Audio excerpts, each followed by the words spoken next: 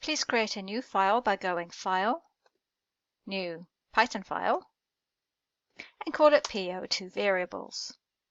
Please type in the code on your screen exactly as you see it. Note that the lines that start with a hash are comments. We can also run this code by pushing the Run button at the top, making sure that you're running the file that you think you're running. In this case, I'm actually going to tell it to run the current file, which is PO2, and then I'm going to push my play button. And right now, we don't have any issues, but the program doesn't output anything either.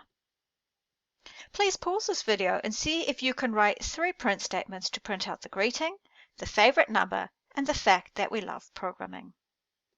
To print out the greeting, I can now print greeting without the speech marks. To print out the favorite number, I can print favnum, and note that if we push tab, it's going to accept PyCharm's suggestion. And I can even print out whether or not we love programming. Now if I run this, in the output area, we have Hello World 7 and true, which were the values that were held by our greeting, favorite number, and love programming variables.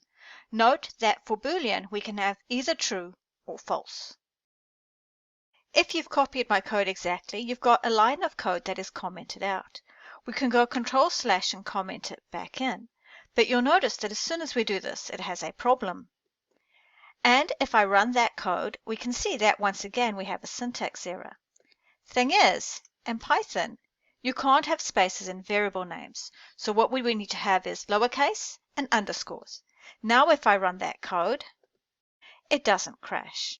So let's go back to our code and insert a variable called numString.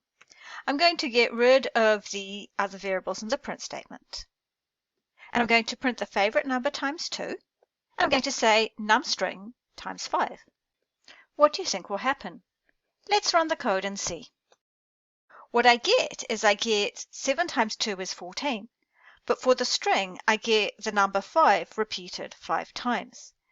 Because I've got speech marks, Python is treating that number as if it was text. One other thing you need to be aware of is that when we name our variables, it's lowercase underscore.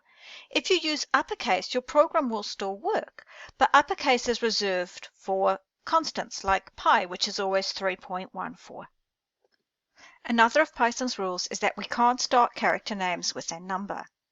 If you do, Python will underline it in red, and if you try run the code, you'll get a syntax error.